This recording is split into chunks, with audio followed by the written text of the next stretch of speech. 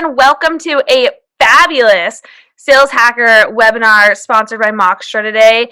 I promise you, you have made the absolute best decision by attending today. We have a rock star here to talk with us. And plus, this is all stuff that you guys need to be successful. If you want to close more deals, if you want to have a better business, this is what you need to make that happen for you. So I'm so excited. Before we get into the intros, just a little housekeeping. Remember, make sure that your chat is turned to panelists and attendees. And tell us who you are, where you're coming from. Alan, Alexander, Annika, we want to hear from you. Where are you coming from? Drop it in the chat. Let us know. We want to chat with you. Feel free to drop your LinkedIn links as well so we can connect with you as well. And we'll kind of go from there. This is going to be a really, really fun session. We've got people from Kalamazoo, love it, Toronto. I know we've got a few more of you in here. Canadians really love some sales hacker things. I think it's because we usually have a lot of Canadians like Jeff Swan and Dave Kennett on here. So I'm loving it. As people are coming in, we'll probably do intros a few times here. But I want to introduce y'all to our amazing speaker today. Her name is Nikhita. If you don't know who she is, you need to find her on LinkedIn.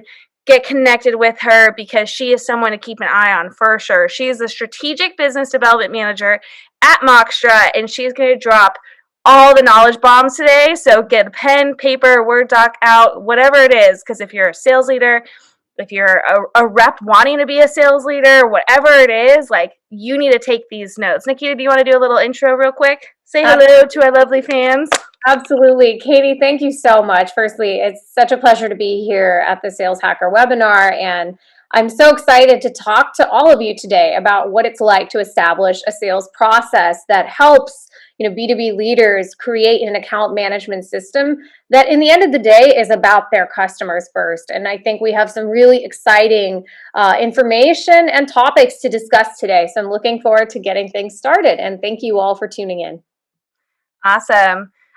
So good to see all of you. We are so excited. South Carolina, a lot more from Toronto. Hello, Bulgaria. Hello. Royce, I love this. You are thawing out. Me too. Last week, for those of you that don't know, Texas was hit with this ridiculous snowmageddon and no power, no water, a bit of a cluster, but Royce and I are making it through, so that's always good. As everyone else is still joining us, keep tossing in your links to LinkedIn. We want to connect with you. We're also going to throw up a poll real quick. We want to know, who are you? Right? I know where you're coming from. I can find you on LinkedIn. But what's your role? We want to know. We want to make this as custom to you and what you do every single day. So spend a little time, 2 seconds, click who you are. Are you a rep?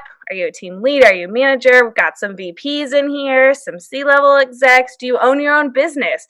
If what we have on here does not represent you, toss it into the chat. We want to know. Awesome. This is going to be so much fun. I'm so excited. We've got a heck of a cool crew on here, too. Let's see. Valparaiso, Indiana. I'm so sorry, Dave, if I said that so wrong.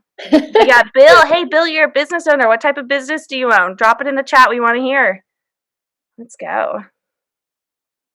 Okay, I'm going to give this a few more seconds as that is going to be winding up. Just a little reminder of a few housekeeping items. Once again, make sure your chat is turned to panelists and attendees. We want everybody to see all the amazing things and questions and thoughts and challenges, whatever that this discussion brings from you. We want to learn. We want to see that. We want to communicate with you. So we're going to be engaging with y'all through the chat nonstop today. Also, make sure that your Q&A, that should be your best friend for today's session, right? We want all the questions. Drop them in there. Nikhita's got an amazing, almost pseudo presentation because we're going to be going in with questions, digging super deep. If you want practical, if you want tactical, drop your questions in the Q&A box. We're going to get into all of them today. We also have a few extra questions, a little bonus nuggets, so I'm really excited to share that with y'all. I'm going to end this poll, share it so y'all can see who we're working with today. Very exciting. You feel like we're ready to get started? You want to get going on all of this? on this Absolutely. crazy train. Let's do it. Y'all, this is going to be so good. Just a reminder, Moxtra, they are a powerhouse. We'll kind of talk about them a little bit later. But the thing to remember, today's theme, our whole focus is one, with this new digital landscape, how are we making sure that our customers are having the absolute best experience and that they buy from us every single damn time? Right? How do we make sure that they know exactly who we are? How do we make sure that they are not going to our competitors? What can we do to build our digital real estate? How do we make sure that our customers have an amazing experience so that you get that referral business that you want? All these are amazing questions. I'm going to let Nikhita take it off from here. Once again, drop your questions in the Q&A and in the chat, and we'll go from there. Perfect. Katie, well, thank you so much. And I really think that you already dove into some of the top points we're going to discuss today, which are, this term customer centricity. We hear it all the time. You even hear the word customer in a system called a CRM. But in the end of the day, what does that actually have to do with the customer, right? Sometimes it's really about taking it back to the basics, simplifying it, and thinking about what does that end customer sitting there in the morning working with you experience? What do they hope to experience with you? What makes them loyal to your organization and working with your business versus somebody else, and why? And how do you change that? So starting off with, what are we talking about today? We are trying to establish the framework for B2B sales leaders to figure out how they can leverage digitization, this very commonplace term we often hear nowadays almost as a marketing term, digital transformation. How can you really put some meat behind it and think about it as something that can be strategically applied to your business to generate more revenue and build your business in this new era? So beginning with, let's talk about a few aspects of the digital landscape, because before we can dive into how to establish this as a framework and what are the various factors to consider, you have to think about why the world has moved towards digital and what the impacts are in this market today. Starting with, what is today's current customer experience like, right? What does that B2B customer experience look like when they're interacting with your business?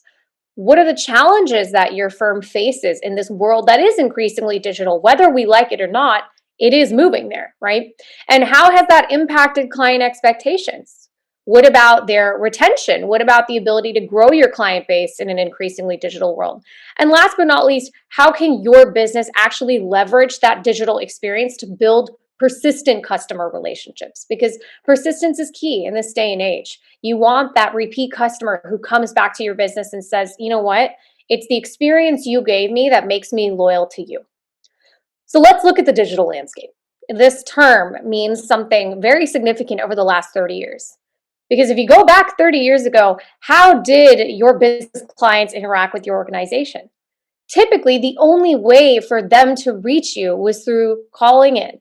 They could phone you, they could get on the line, get in touch with you, coordinate time, and then they might even meet you in person. They might visit your business, and that's how contracts, relationships, and agreements were built over time. In fact, our CEO recently mentioned that, when he looks back at the many generations he's seen through the course of time, he used to be in an office where there was a mail lady picking up notes from different desks and delivering them to the right people, right? So we've gone from that to, 30 years ago, 20 years ago, it was transformational to be able to go on the internet, search something, and get a response instantly. So as we moved from that very bricks and mortar directed era to what I'd call the real-time era, which was really driven by the desktop, we saw a rise of a new form of communication. In fact, a business client of yours could now get in touch, not just through meeting you in person or calling in, but they could email you. And the portal to email you, that direct connection where your business could be presented, was through your website. In the past, the billboard had more impact, but now you could physically have digital real estate through the desktop, and that's where a customer or a business client would search for you, would find you, and would connect with you driven by email. Next, we saw the rise of something called the real-time meeting. And that's why I really like to call it the real-time era, because we transitioned from this brick and mortar model of sitting in person or, connecting over the phone leading to that, to being able to say, I could be anywhere in the world and connect at the same time. And this might seem obvious to our viewers today. Why am I bringing this up? Well, I'm bringing it up because look at what we're using today, 20 years later, and people still think this is transformative, during an era in which we were forced towards digital means, right? So what that goes to show is these are not necessarily short-term fads or trends, but they have long-lasting impact on how businesses operate and how they retain and engage with their customer base. Which leads us to the latest platform shift. The latest platform shift is the shift to mobile.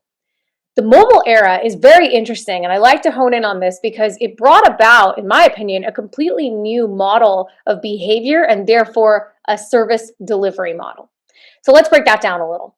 Firstly, you and I right now, we're all in real time, but I can't see the attendees today, so you could very well be texting 10 other people on your devices at the same time, and we'd never know. But that's the way the world works today. We are constantly multiplexing time. And that term is so interesting because it leads to thinking about whether you're a customer, whether you're a business, or whether you're a consumer. We as people now multiplex time in our day-to-day lives on a day-to-day basis because mobile has given rise to this new delivery model for service where we can expect anytime, any place communication. And what is this really driven by? Well, it's driven by messaging.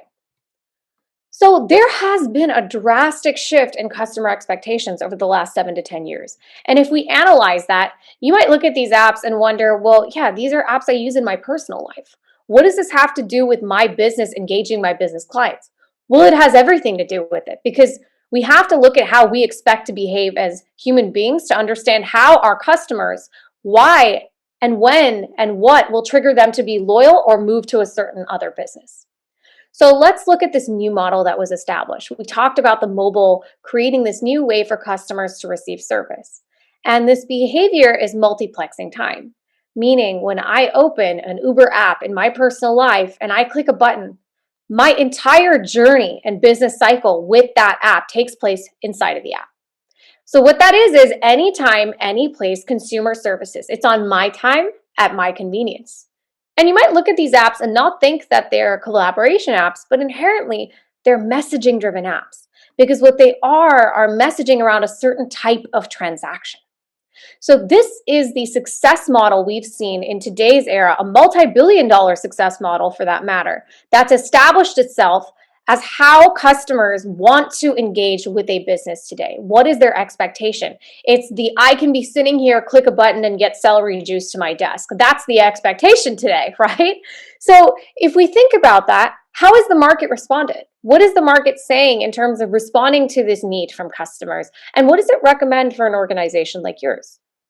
Well, here's the problem. When you look at market recommendations, they say, well, use a combination of emails, a web portal, a bunch of different video conferencing services, a bunch of different utilities and tools like a signing service, a file sharing service. And by the way, that's supplemented by phone calls, in-person meetings, text messages. And before you know it, you've got a list of over 10 different solutions you can be using with one customer to move through an end-to-end business management cycle of their order or their inventory or their ongoing, support requests that they have from your business. And here's the problem with that. It's not about the end customer. In the end of the day, your end customer's life is not being made more convenient. And if we can learn anything from the models that we are all attracted to today in terms of service, it's about convenience. In fact, there was a recent article in the Wall Street Journal that talked about how today's customers spend on experiences and not on products. So if you look at what this market recommendation tells us, it tells us that the market is using solutions that were built for a real-time desktop-driven era, where this anytime, any place way of connecting wasn't a possibility. And they're using those types of solutions to fuel the solution for what should be, the business market for customers engaging with an organization in the mobile era. And that's why it inherently doesn't work. So let's think about businesses today. What are your advantages as an organization? And how do these play into your creation of a strategy? So one thing that you would hear from any business today when you talk to them about, well, why do you believe you're secure? Or why do you believe your customer base will stay loyal to you? One, credibility and trust. Your customers have built these relationships with you over the course of time. And especially with B2B customers, as we know, these are ongoing, persistent relationships. They've developed an ongoing connection with your firm. There's a lot of history there. So that builds credibility and trust in the fact that they've been working with you for some time. which leads to the fact that they're already an existing customer. You might rely on the fact that it's not that easy for them to necessarily transfer all of that data and all of those existing relationships and business they've done with you to another firm. And last but not least, sometimes these turn into personal connections where someone at that firm has been working with your firm for so long that you become friends, that there is a connection there. And we see this across industries in the B2B market. So let's think about that. Those are definitely advantages. But is that enough for your customers today? Because we have to be challenging ourselves as organizations and sales leaders, because in the end of the day, data shows otherwise. Loyalty and credibility, unfortunately, is just not enough. Customers today are asking for a better experience. They want more personalized service. They want an experience that meets them where they are, which is what we define today as customer centricity. So in fact, a recent survey said that 69% of customers who plan to leave say that it was due to poor service. And though I don't have this up here, a recent stat also said that 87% of customers would leave if they had one bad experience. That's a scary statistic to consider for a business, because on the off chance your customer feels their service experience wasn't great, or you know what, they've started to use other apps and things that reach them in an easier way, and it's more work for them to engage with you. Hey, the personal relationship may matter, but that may not be what defines whether they're going to stay with you or go to somebody else. Another statistic to consider. Customers, in fact, today who have an emotional connection with your organization or brand have a 306% higher lifetime value. 306%. So what that tells us is customers want the power in their hands. They want that connectivity. They want that ease to be able to engage with your firm, and they want a great service experience that's really oriented around this idea of convenience. So let's look at everything we've covered right now as the framework. What we know at a high level is in the brick and mortar era, the only reach and strategy for your B2B customers was phone calls, of course, other than the in-person meeting. In the desktop shift, we saw that move to emails, a website-driven model, and supported by real-time video meetings. Now we're moving to the mobile era, and you think messaging. You think anytime, anyplace communication from your smartphone. But look at the solutions we're still leveraging. We're still using things built for phone calls, emails, and video meetings. Those were desktop and brick and mortar driven solutions. So what is the answer to creating a customer-centric digital strategy in a mobile-driven era to retain your existing customer base and grow your brand value in an increasingly digital world where customers have access to many more brands than they would in the past? So a couple key things to think about in the B2B journey. You might have people here today thinking, well, that sounds great. Of course, we'd all like to have an Uber app-driven model for our business, but it's not that simple, right? Consumer services, if I, leave an Uber, I don't really care to reconnect with that driver unless maybe I left my phone or my purse behind in their car, but I don't need that persistent connection. There's no history in the relationship I've had. However, in B2B sales, there's an ongoing relationship. I might have been working with your firm for 2 months, 2 years, 10 years. These are relationships that are established over time, and in fact, they're document heavy. So you need to be able to easily exchange files. There's complexity in the conversation. There's ongoing inquiries, support, account management documents, security forms, as well as ongoing inventory discussions. So all of these support a complexity in the persistence in the history. And that also means there's a lot of security and compliance that are required to make sure that these interactions can take place in a digital means. In fact, that's of utmost importance. Us at Moxtra, we came originally from the banking industry. In fact, we worked originally with a lot of banks because they struggled with this problem with their corporate clients and their B2C customers. It was the same challenge, in fact. And that's something I want to highlight today. We often think about it as, well, it's B2C or B2B. And you're right, there are many differences in the model, but the inherent thinking and framework behind the kinds of exchanges that take place are actually not that different when it comes to high-touch business. So we need to look at this as a framework for, when clients are sitting on a WhatsApp or texting in, how do you as an organization retain that data and retain that control where that client or that business is not loyal to your staff member, but is loyal to your organization? So these are the many ways security, compliance, and data can play a big part in this. And last but not least, let's look at time and brand reputation. Of course, we know These back and forth relationships take a lot of time to build, but it takes just as much time, and you could argue less, to break that relationship, as we've seen from our statistics today. And brand reputation. That's something we're going to dive in further today as well, because that has a new meaning in the market. You can build brand reputation in a completely different way than you could in the brick and mortar and even the desktop era, due to the mobile device and the accessibility. So now, how can we start to think about this model of what we are existing in today and shift it to a new way of thinking? Before I hand it over to Katie, I really want to talk about a few key things here. This is what we call the traditional business model. And you can call this the enterprise model, but it really applies to SMBs as well. You have your internal organization and you have your four walls surrounding it. Outside of that organization is where your customers sit. This has always been the traditional model, right? So now let's think about it. What's the problem here? Well, your customers sit outside of your business.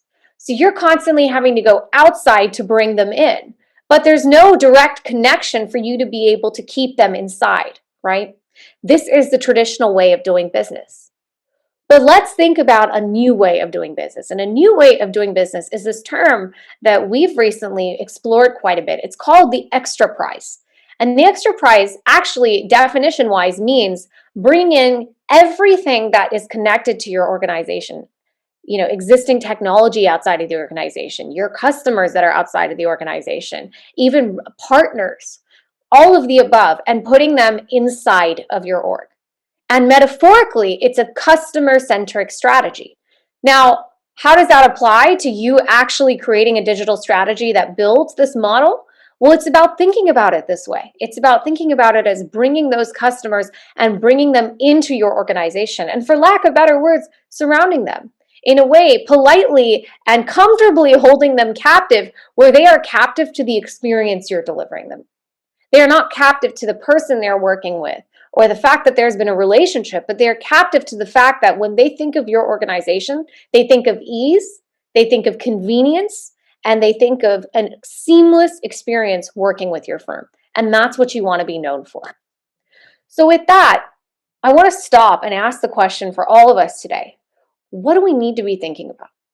What is the right digital strategy for your organization? Knowing everything we've just gone through, how do you provide a way for those B2B customers of yours to engage with you, your business, at their convenience, not yours, but putting their convenience first, and seamlessly move through the journey with your firm? With that, Katie, I want to hand it over to you so we can get into some exciting discussion. Yeah, thank you so much. That was really great. We actually already have some great questions I would love for us to kind of start with, and then we'll probably be referencing a lot of what you talked about today. So don't forget, if you have questions, drop it in the Q&A. We're actually going to do a swag giveaway for some of the best questions today. So make sure you drop them in the Q&A or the chat. I'll check both. But one of the first questions we have is how do you bring these customers in? Do we do educational events, webinars? What are some of the best value added opportunities to bring customers in through this digitization? That's a great question. And what I would say is, I don't think that there's one exact strategy that fits all, right? Because it's going to look different for each business, depending on the kinds of customers you have, depending on your industry. But what I can say is there's one framework. And the framework is thinking about how you can leverage a digital experience that hooks your customers. So let's go back to the app model. Why are we loyal to Uber or to DoorDash? I'm not loyal to them necessarily because I love their brand, but I'm loyal to them because of the convenience they give me. So one thing I think every business has to focus on when they think about attracting customers is convenience, and delivering an experience that really creates that convenient journey. Because I'm pretty sure that every business that we talk to or who's on here today can relate to the journey I have up here. You're going back and forth, you're sharing feedback, files, you're discussing, and eventually you're approving something with that customer. They're transacting with you and you're managing that framework.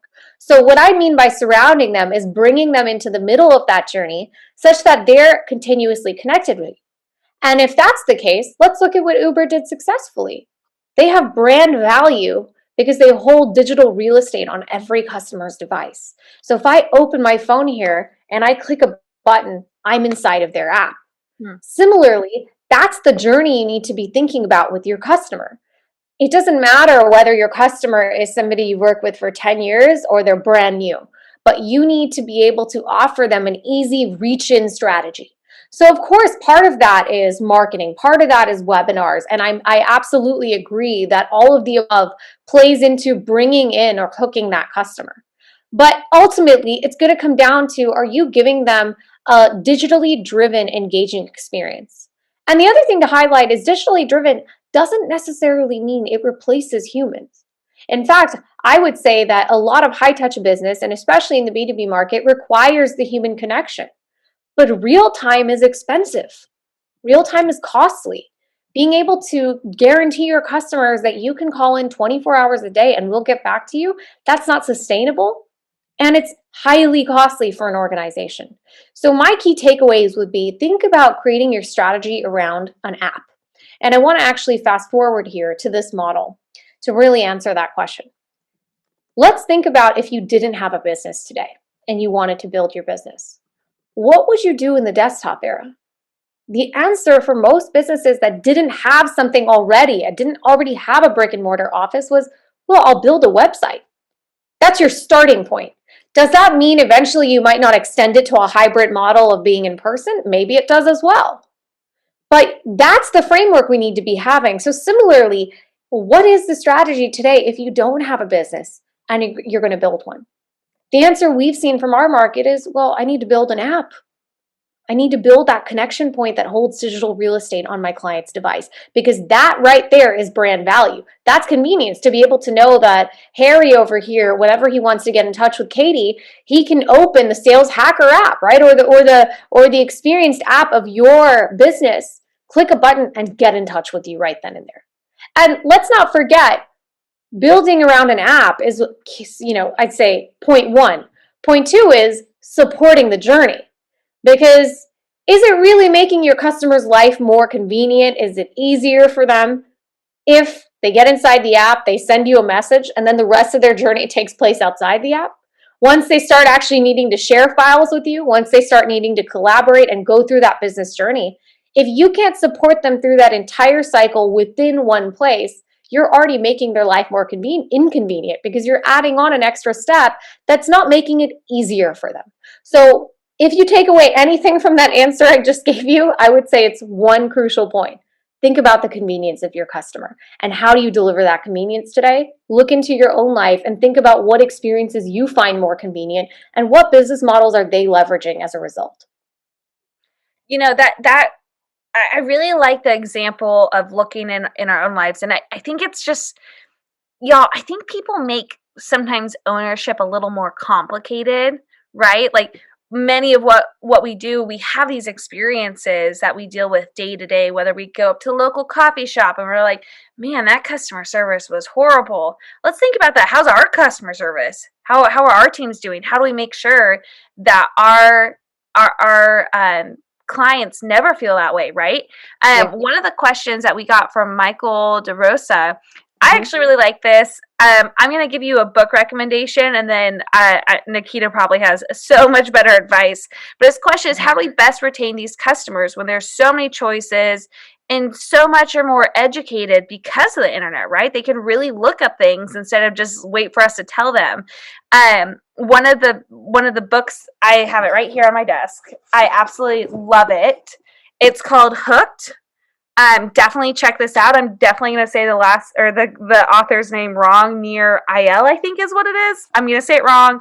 Get it on Amazon. I'm a huge fan of it. And all it does is kind of talk about a little bit of what we're talking about today, of this sticky factor. So how do we make sure that whenever our clients and prospects and customers come to us, whether it be through an app, whether our website, whether an email campaign, whatever it is, how do we keep them there? And one of the best examples that they talk about in this book is Pinterest. So whether you are an avid Pinterester or your wife is, or significant other or partner, whatever, one of the really cool things that they talk about is how easy it is to get there, but then also once you're on the app and let's say you're looking for a recipe for the Super Bowl Sunday, you find this recipe and then, oh my gosh, look at all these other pictures. And it talks about that stickiness of making sure that every single thing you do, every single step in your customer or buyer's journey is providing them with more and more value to keep them there longer. And one of the things Nikhita's been bringing up a lot of is it's not just about who owns the relationship. It's about making sure that at every single stage you have value. So that's my little 2 cents, but I'll let you answer it. No, absolutely. And I really think, diving back into the question, I couldn't agree with you more. I love the word you used, stickiness. That's what it's about. Because in today's day and age, customers do have access to so many more brands and businesses. In fact, if you think about it, the old model of advertising, you were limited. You were limited by your physical space or that office or that billboard you had. And, that started to shift towards online ads as we saw in the last 15, 20 years. But today, I search, for something, and 10 minutes later, I've got 10 ads on my social channels telling me that, hey, these are 5 suggestions for you based on what you searched, right? So we live in that world. We live in a world where we are so connected at all times, whether we realize it or not, that we have options being thrown at us every single day. I mean, take COVID. I've talked to so many people during this time, during, stay at home, and listen to what they're spending on or what they're spending their time doing and all the different things they've discovered by simply clicking on one thing and finding and getting access to so many other brands and businesses through that time. So what that tells us is it's a challenge and an opportunity. It's a challenge because, quite frankly, if you don't digitize, you don't create a way to have digital presence where that customer can see you and engage with you, you're going to become increasingly irrelevant. I think digital is inevitable at this point. So the question is, if you know that, you've got to set yourself up for success. And setting yourself up for success in this model is finding a lower cost way for you to increase brand value through this type of initiative, which is finding a way to add that stickiness in the journey. And that stickiness, as we can see, is through leveraging digital, right? And there are thousands of approaches people will tell you, but the common thread amongst them all is they're thinking about how they can give easier access to their customers, an easier journey to the customer. And if you can hold brand value on that device, I think that goes without saying. I'm more likely to interact with a company that I already have physical space with, that I can simply click into wherever I am in the world and get an instant connection, than I am to somebody I have to email, call in, get on a meeting on a separate link, maybe sign off on a separate thing. I mean, it's a pain. It's inconvenient, right? I'll give you a great example. We were working with a company recently, helping them with mortgage use cases. And we really resonated with what they talked about because one of our colleagues had recently gone through a mortgage cycle. And he had spent 45 days going through this, right? And there's so many different parties involved.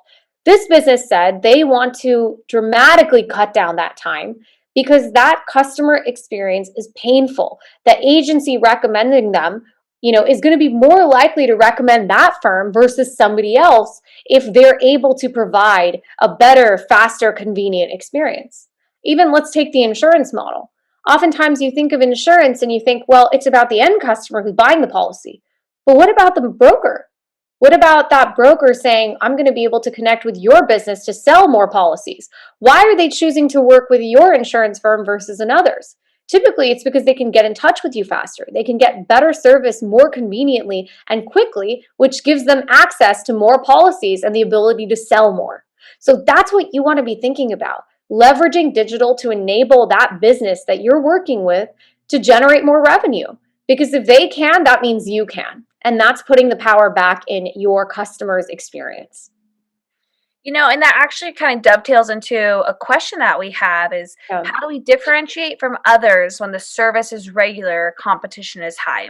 I'm assuming probably more in the SMB space, but it's a great question all around is whenever we have so many competitors and there's so many choices and everyone's doing this, what else can we actively do to make sure that, we're above where we need to be to stay competitive?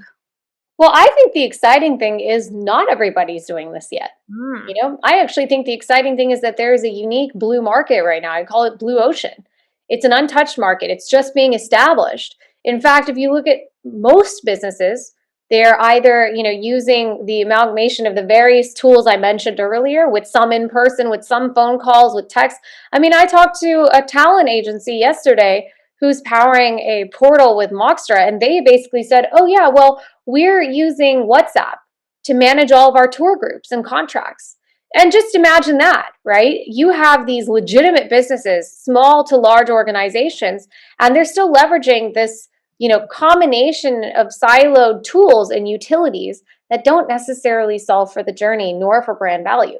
So I'd actually say businesses today have a unique opportunity. You do have a lot of competition, and if you merely take service based on, what knowledge you're delivering versus somebody else's, sometimes that can be hard because maybe another business is just as good as yours in their expertise and their advice. But I would come back to focusing on the experience then. Obviously, service quality is partly knowledge and partly your ability to deliver high quality service, and that's going to be something you're responsible for. But the second layer of it is I don't believe that many businesses out there today are actually taking advantage of what's possible.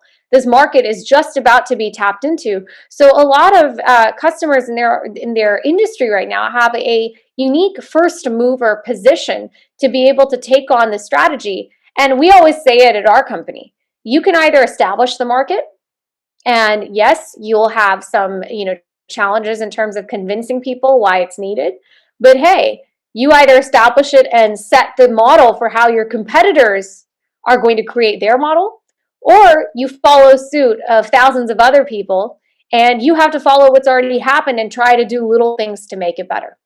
And I believe that people today have that unique opportunity because, especially on the B2B side, oftentimes apps and these types of models are looked at as a very consumer-based model.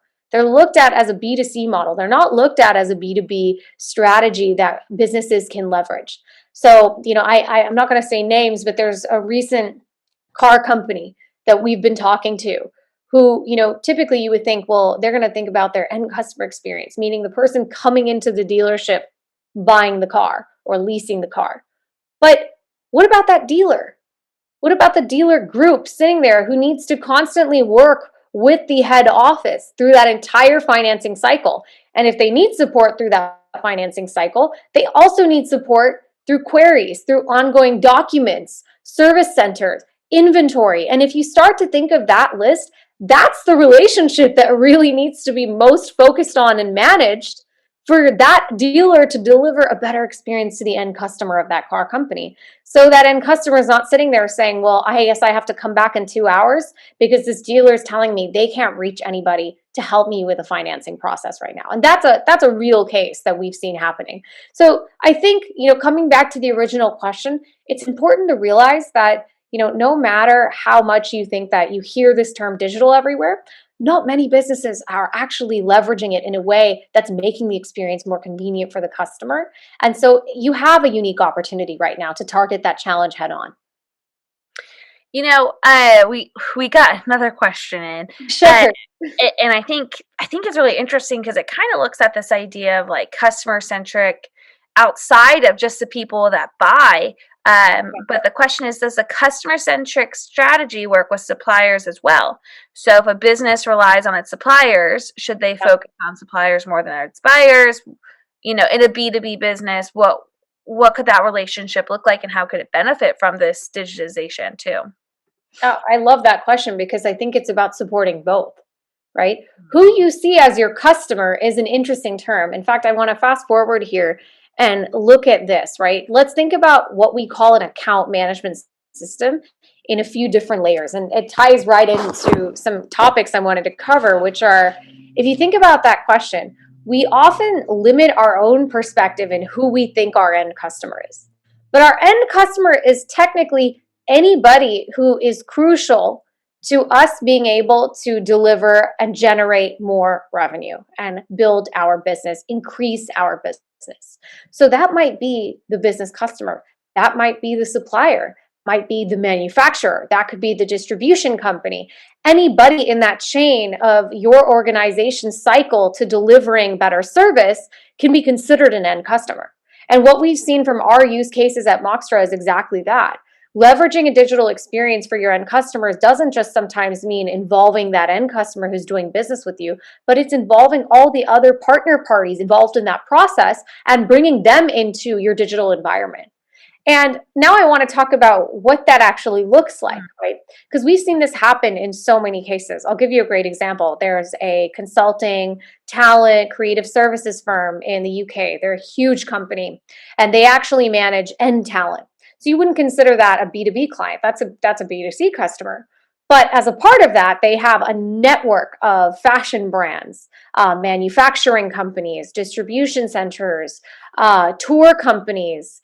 So a ton of businesses that represent their partner and client network, aside from just that end customer, who the purpose is in that business to serve that end customer. So what are they doing? Well, not only are they bringing in the actual end talent into their portal, but they're bringing in every single partner who they're working with and bringing them into this experience such that anytime the tour company wants to get in touch with them and work through, let's say, 75 contracts for one show that they're about to do with a Dua Lipa or Katy Perry, you can imagine that's not convenient via email. So why is it just that end customer or the talent who needs to go to the shoot or needs to dance at that show? What about the tour company? What about the costume designers, right? My point being, you can apply this to pretty much any use case, and we're seeing this in our customers. An account management system is really bringing in every external party, and I want to take it back to that term, the extra price. Extra price doesn't just mean bring in the end customer. It means bring in every external party. Give them a reach-in strategy, and that's what I mean when I say bring in. It's not about you being able to easily engage with them. That's the second layer. That's the control aspect. But the convenience aspect refers to any external party being able to reach in and get in touch with you. And I want to talk about that actually a little more, and then ask you all a poll question. I want to start by thinking about the blocks of building an account management system.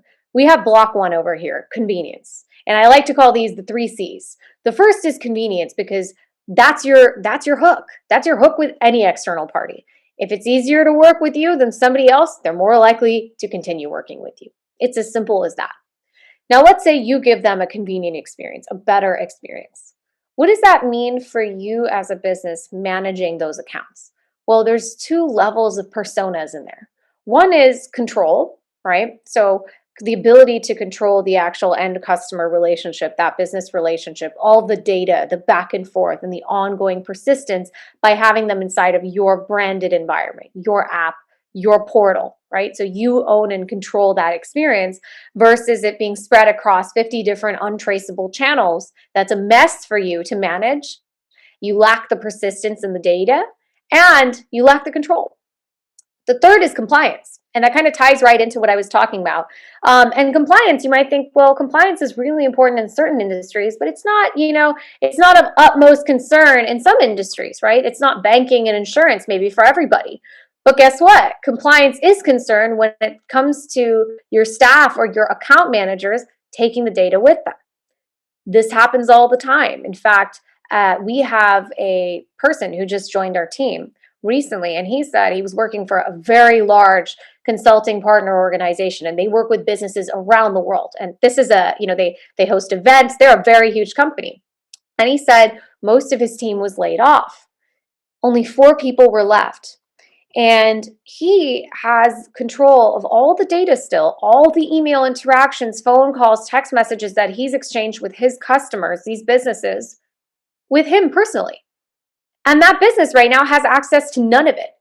So compliance, you have to realize, is a huge thing. It ties into control because you as an organization, to build an account management system, it really is not just about convenience. Obviously, if you bring that end customer in first, you need to be able to control the experience. You need to be able to have that lead to you controlling and growing your business cycle where you're not dependent on necessarily the person who's working with that customer, but you have complete infrastructure management. You decide who's mapped to whom, you decide which customer has access to which rep, and you retain that data history.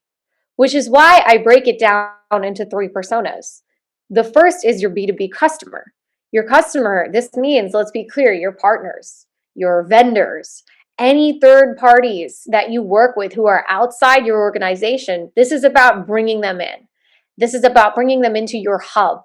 So let's think about your portal, your app as a hub. It's a hub. It's a center point where all of these parties can conveniently connect, but under your control.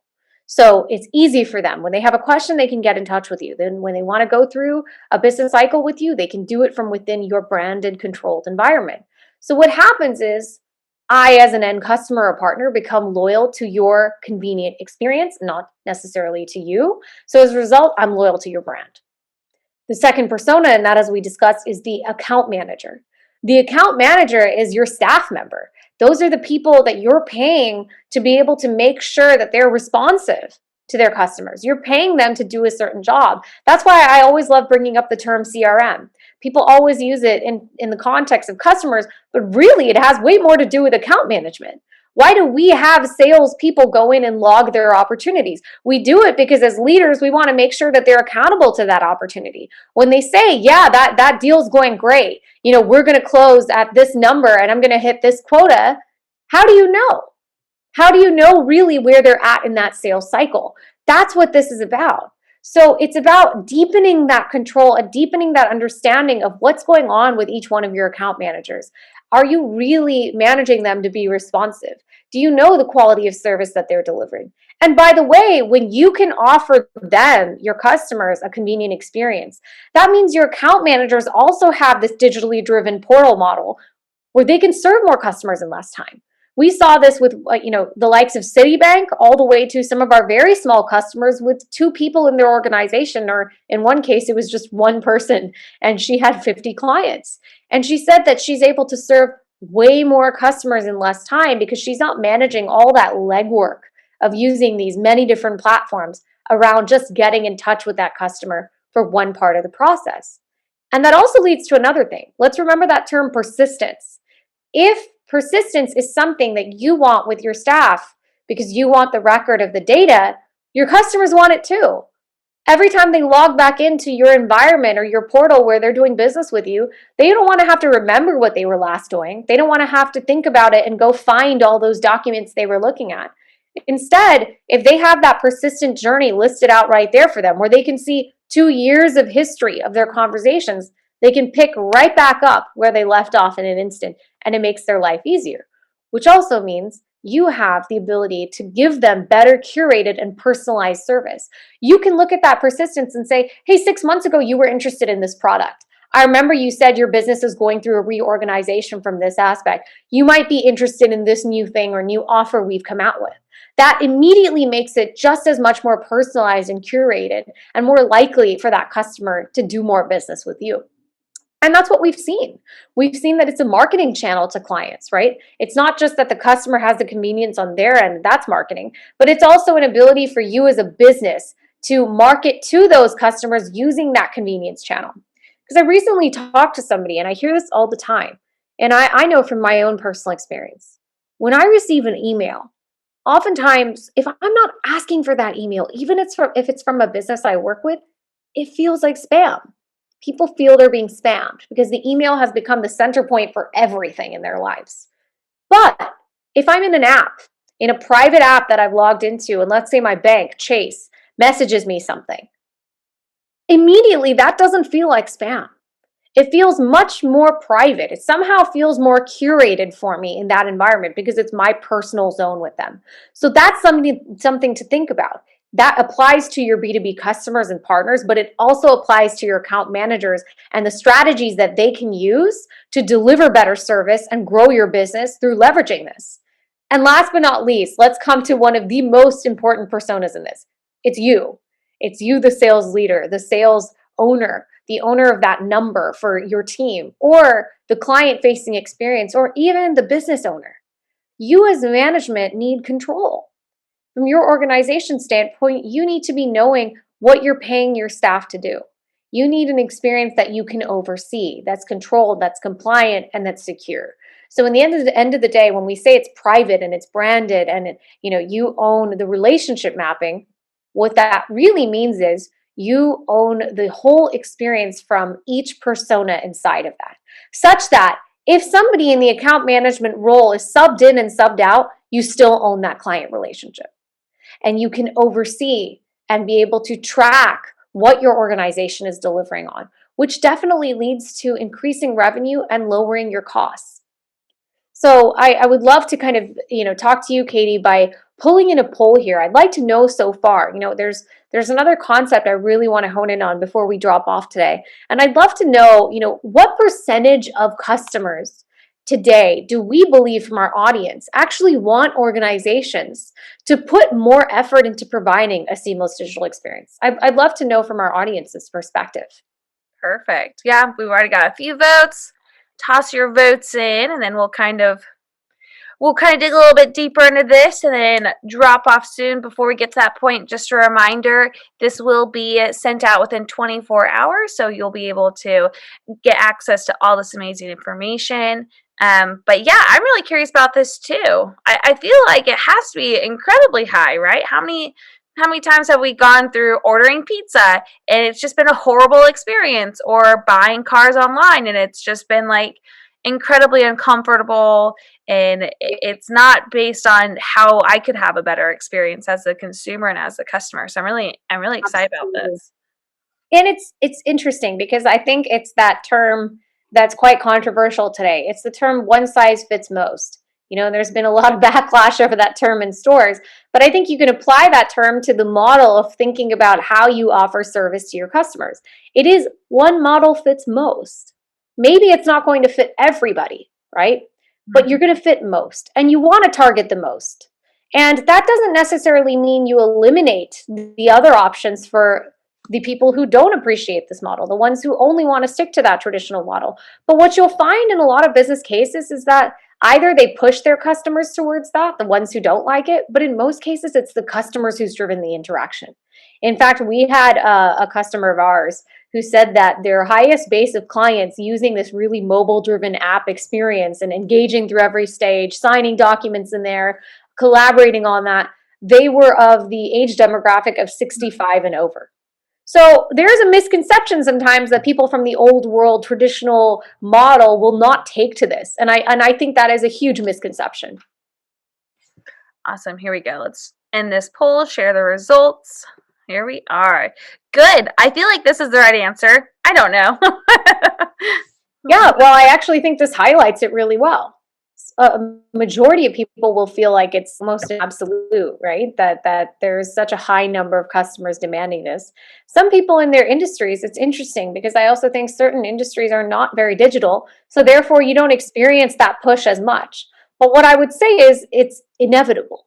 So whether you do it today or whether you do it tomorrow, it's heading for you, right?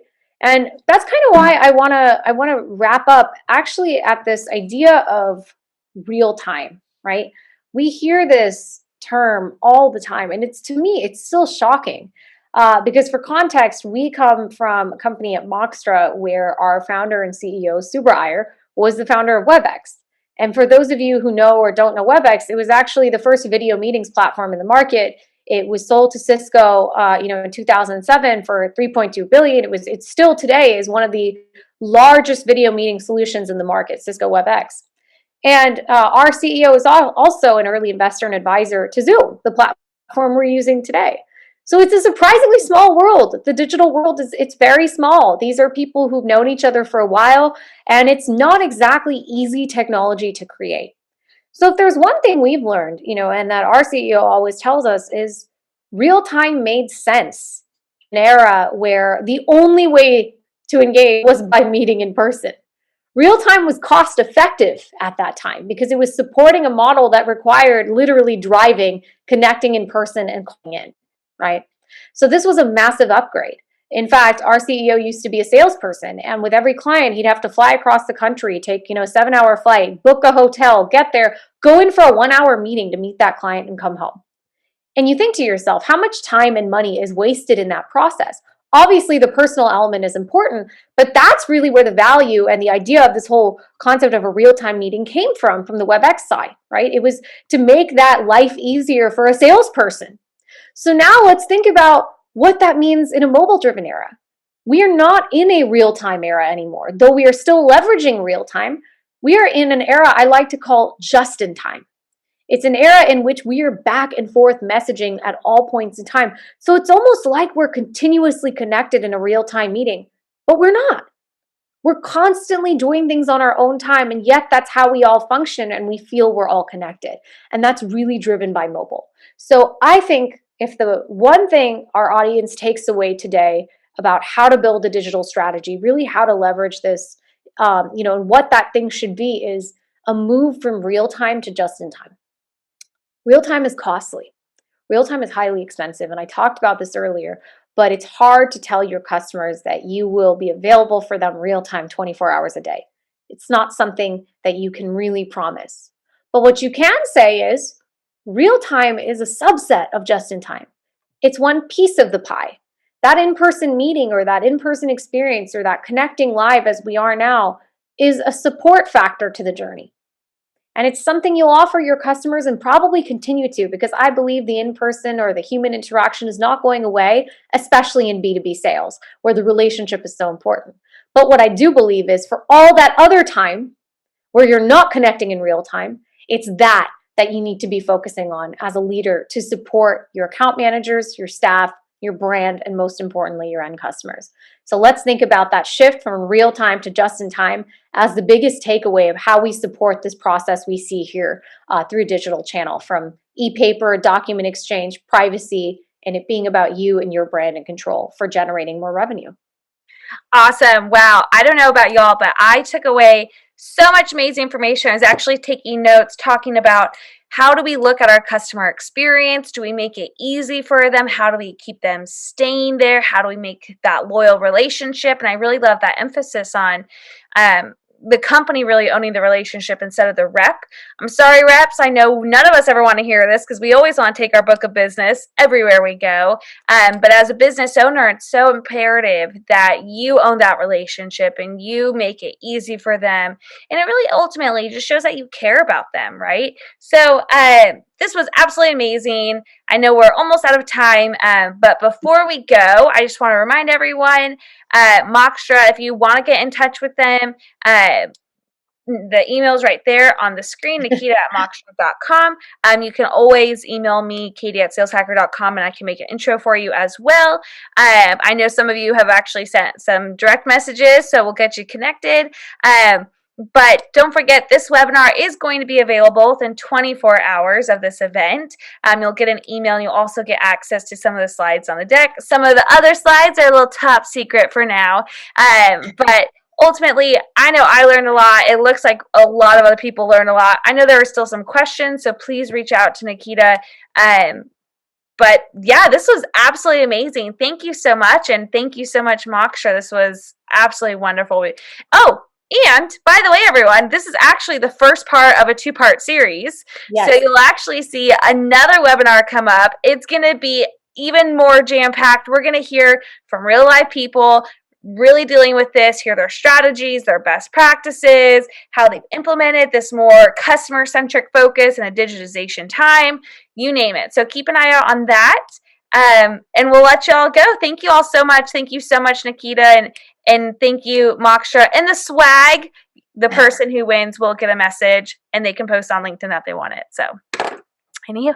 Thank you. Thank you, Katie. Thank you so much to Sales Hacker for hosting this incredible webinar experience. And like she said, this is the first of another to come, and it'll be really exciting content when we dive in real time with an actual person creating a digital strategy. So thank you all to the audience as well for your questions and for attending today. Thanks, everyone. Have a good one. Bye, everyone.